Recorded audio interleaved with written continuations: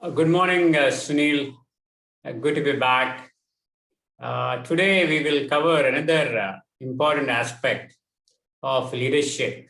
And to me, it's a trait which is both very important as well as very difficult.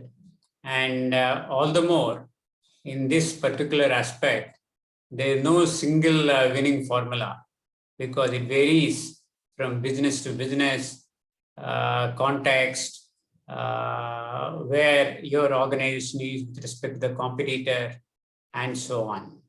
However, I think I came across several good leaders who have a high people orientation, which means that they know what organization wants from the people and what people want from the organization, and they manage to balance them very, very well.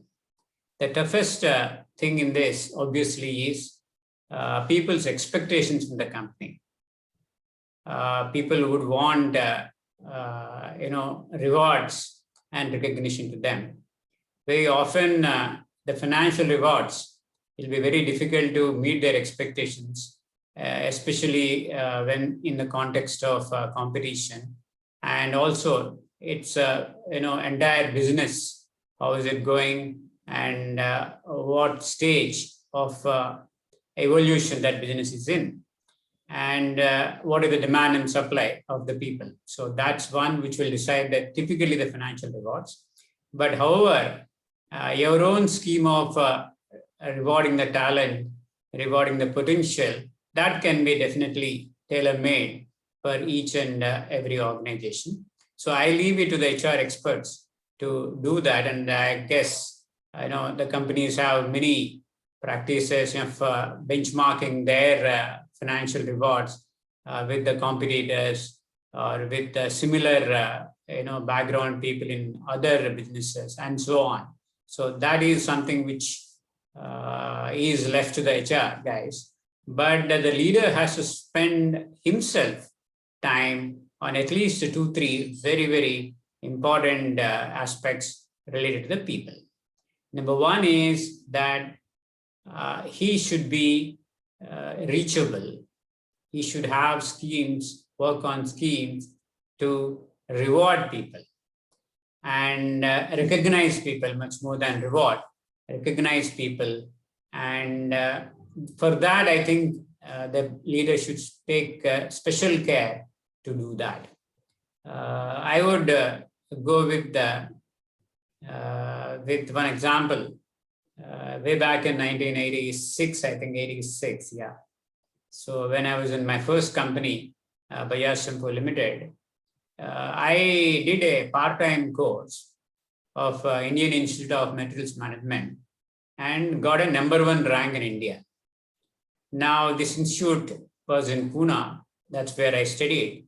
And so the Pune branch head has called up our managing director, Mr. Abhay Firodia, and told him that there's a guy called Ramana in your company, and that boy has stopped this exam this year, and we'll be sending the documentation to you and to him, but we just want to inform you this. And at the time when actually I got transferred and was working in Indore plant, and possibly Mr. Firodia just knows me because I was part of the project team.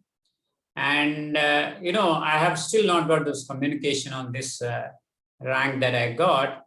Those days, no mobiles and no emails. So it had to come in a paper. And Mr. Firodia instantly, he has called his secretary and dictated a letter giving me a financial reward of, I think, 2,000 rupees. That time, 2,000 rupees is a very, very big amount. And then that came immediately to me. And that's actually the first communication that I got a rank in that exam. And he was so kind that then and there, instantaneously, he gave that recognition.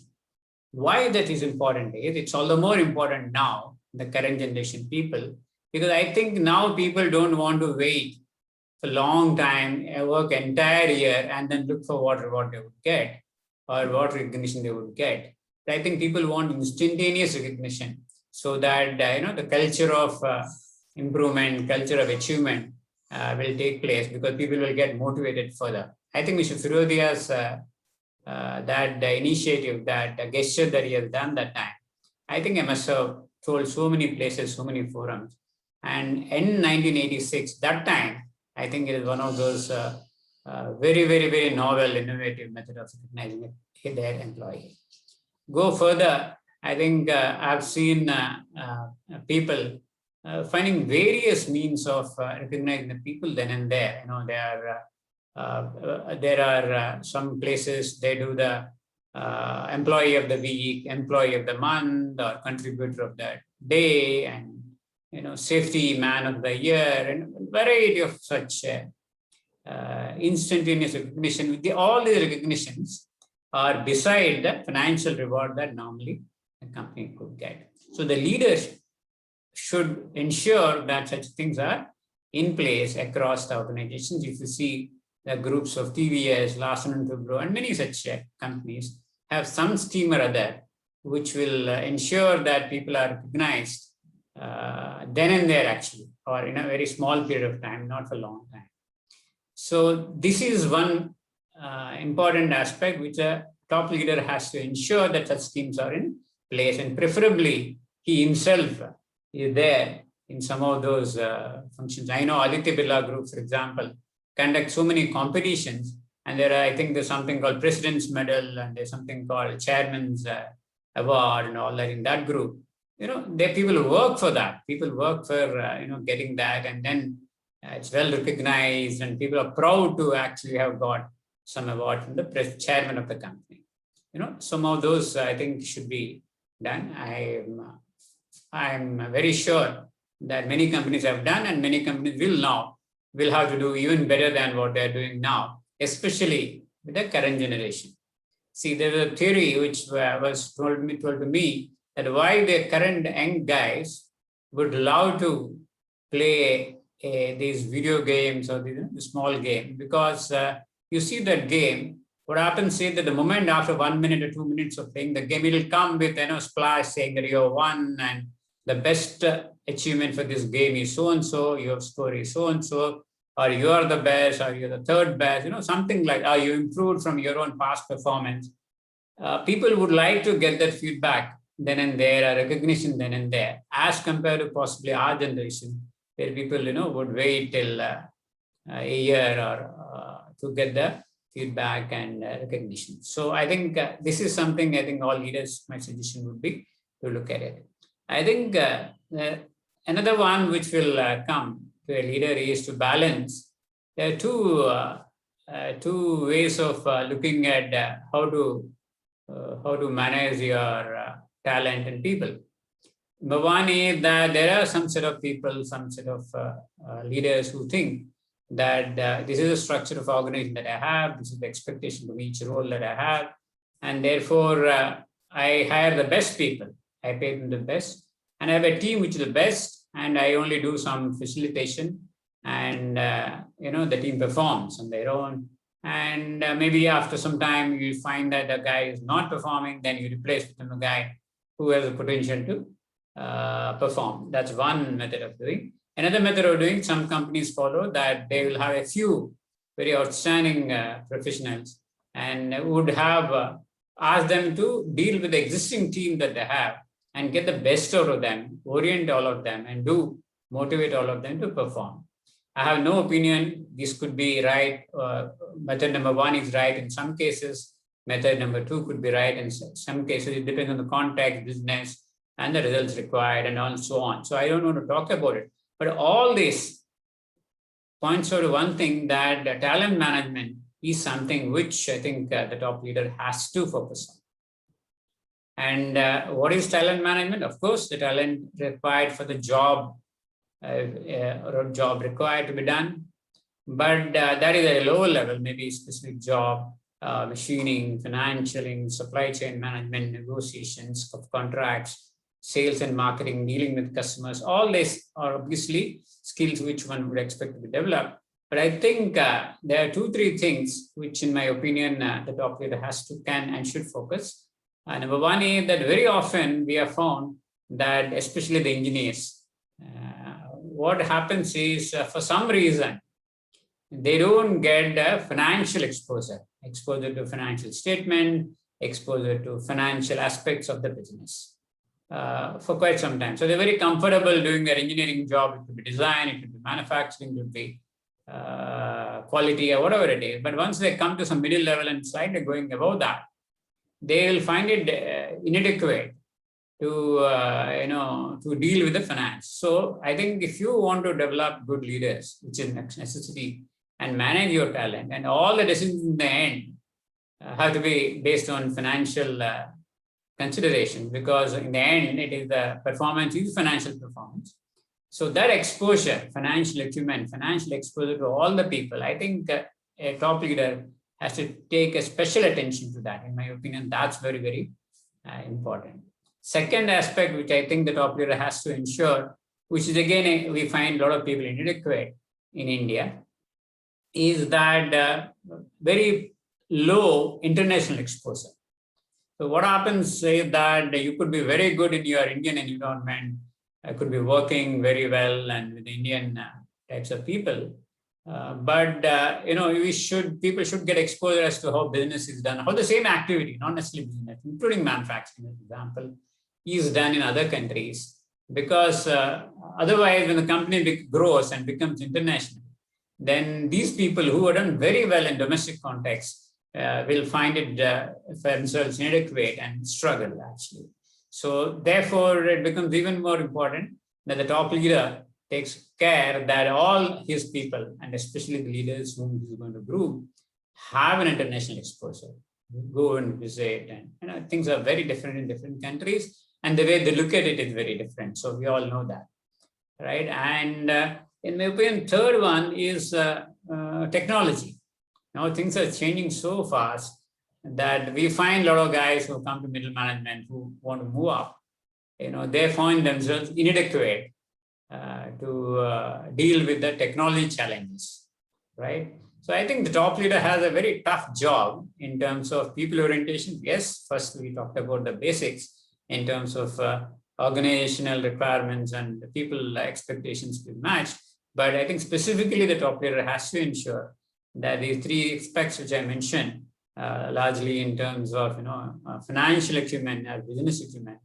Number two is international exposure, and number three is technical exposure. Just to give some examples of my own, I think way back, thanks to our training manager and then of course Mr. Abhay Firodia, who was the managing director and who was very young that time when I joined, we got a training. They ensured, though it was the first of times in that company, in 82 I'm talking about, we had one Mr. J. Raman, who is the costing manager, who came and trained on costing aspect. There was one Mr. Ramesh, who was the head of finance. He came and gave us some idea. Mr. Ramesh and Mr. Pai, these are the people who came and gave an idea of what is balance sheet and what is capital expenditure, what is variable cost and what is fixed cost, what is activity-based costing, all that. Now, those lessons to me, I think have helped me throughout my career. So I think these have to be done. And typically the engineers are allergic to this, but please ensure that you get those inputs because they will take a long way, afterwards. In terms of, getting a business acumen, I think I will go to one example in our goods works. And this is a very unique example. And this is an initiative of that plant head, Mr. N. Subramaniam. He has tied up with one HR consultant with the name Mr. Vasudevan. So what they had done is that they went through the organization and they've identified a few people, about 25 people, who are at that time, lower, about 5 to 7 years experience, that level of experienced people. And they've identified guys who got good potential. And now they wanted to do some additional inputs compared to what the organization is giving them in the work. So Mr. Subramaniam called these guys and said, it's very important for you people to develop business acumen. And business acumen is, here is what I give you some investment, some money, and then you should learn as to how to multiply, get that return to the owner in terms of 10%, 20%, something of that nature, right? So he said that this is an experiment, or this is an assignment I am giving you people, which is beyond our normal company work. It is purely for your sake. So this group is called Pragati, and the assignment is the following. He actually gave 1 lakh rupees. He said, in 3 months' time, you work out whatever you want to do, but give me 10% return on this. In 3 months' time, 10% return. And I am okay to lose this money in case you don't do it, but you should do it. And obviously, you should first condition it that you won't do anything which is illegal and which is not normal, not investing in any other stocks, not that nature. You actually have to do some business. Number 2 is, since this experiment or this assignment is not with L&D, you will not use any L&D facilities. You will have to do on your own. So therefore, you will continue to come to the L&D's work, full time as you are expected to do everything else. But this should be over and above that. You spend them. And third thing is that you should not. It should be something which people also become visible. What you do, it should be visible. And you can go ahead with whichever business you want to go ahead and conclude. But in 3 months' time, I would like to get a return of 10%. Now, there are wonderful people in that group, and I was also convener for the group. And we had a meeting together to do what is that to be done. And the example, we discussed so many options. And finally, we checked, you're all aware that a cement plant would have a colony attached to that, and a colony has a school attached to that. So we have a school there, and we said of a lot of deliberations, since we also want to do something for the society. We said that we will, we'll do a business of notebooks, because that is just coming to year end. So for the next year, people would like to buy notebooks, and then give it to the children. Now, the various aspects of the business have come in as a part of learning. Number 1, so we went to the school and said, where do our people get the notebooks from? They buy from somebody, 2-3 shops which are outside the colony. And we had a look at typically what are the notebooks that they buy, and what are the quality of the notebooks, all that. Then we said that, no, we will supply to the children this year. And so please tell them that they should buy the notebooks from us. And the principal clearly said, how can I tell my student that you should only buy notebooks from this agency? And he said, yeah, correct. So it's not possible. If you want, I can organize the parents or the children. You can talk to them. So the first point is here in this thing, you have to find and convince a set of customers that they should buy from you as compared to already existing supplier. So first and foremost challenge is that we should convince customers they should come to you. Then we said, in case we have to convince these customers, why will they come to us? Because we are not in the business of supplying notebooks till now. It's just something like a startup, right? Startup is the word we use now, but it's something like a startup. And therefore, a lot of children said, why you? And then the first question therefore came to us. Then we did some analysis. Some of our boys have gone to the nearest town, Nagpur, and picked up the quality notebooks that are available. They brought the quality, and that quality is better than the quality the current vendors or our current suppliers are giving. So we said we'll give a better quality. And then we had to go and do some costing and said that we will give at a cheaper price compared to the current supply. So two things we were offered to the children. And number one is that it's a better product and it'll be a better price. Well, now you're not supposed to use L&D facilities and all that. So therefore, suddenly we said, control the fixed costs. Because if you're going to give them at a cheaper, buy from a wholesaler and give it to these boys, these children at a low price, then you have to do a very, very tough cost control, right? So we said, therefore, Bhaiya, so normally we are all allowed, many of the managers are allowed to travel to the nearby town in a car. The people in our team had gone in state transport bus for this work, and then talk to those people and order and all that. So therefore, we got first exposure is obviously the customer, and getting the customer's confidence, offering something better package to the customer, first point. Second point is total cost control. So all that work we have done kept the cost at very, very low, because fixed costs have to be brought down so that you are able to give to the children at a better price. Then the third point, which came in, is that, suppose these guys, children all say that, yes, we are going to take children or parents from you, and they give how are you sure that they're going to take it from you afterwards? There's a possibility they may just walk out, right? So therefore, we have to ask for some advance so that's a commitment, right? So how important it is that even though, you got the capital which your owner or investor has given you, but you don't want to blow it up, right? So you have to take a commitment from the customer so that customer doesn't walk away tomorrow. So that gave even some more idea that, you've got to be careful.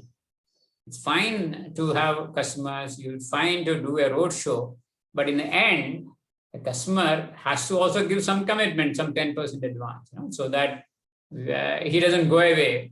Okay? So we also asked them, hey, you people have to pay some advance, okay, which they did. So here we are, that we did the roadshow in the school. Maybe we attracted 40-50% of parents, children, and then they all give the list of the notebook that they would like to have of different sizes, different number of pages, and all that.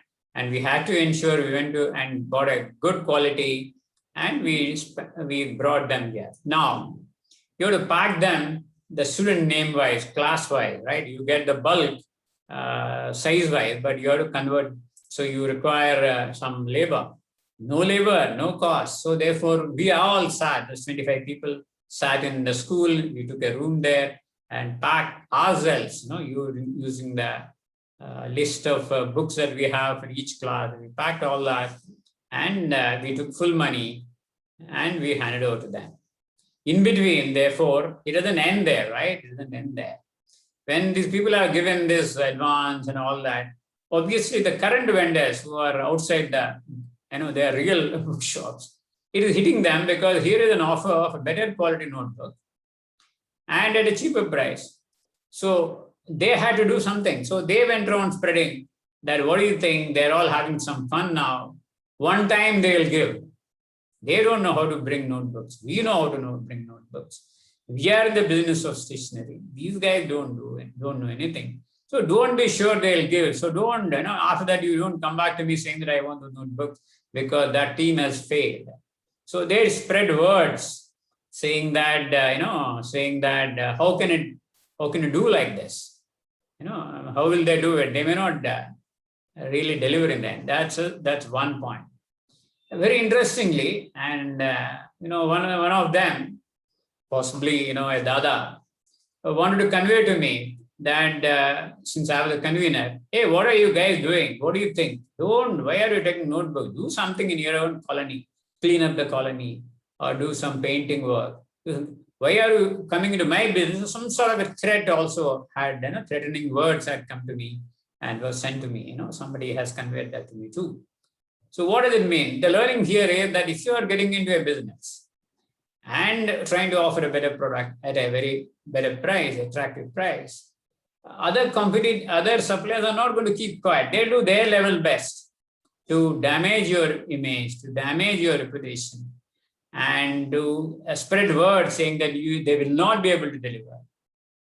Okay, all that. And also follow that threatening, hey, you're going to come in, I'm going to see you. That type of thing. It so happened that actually we all didn't bother about all this.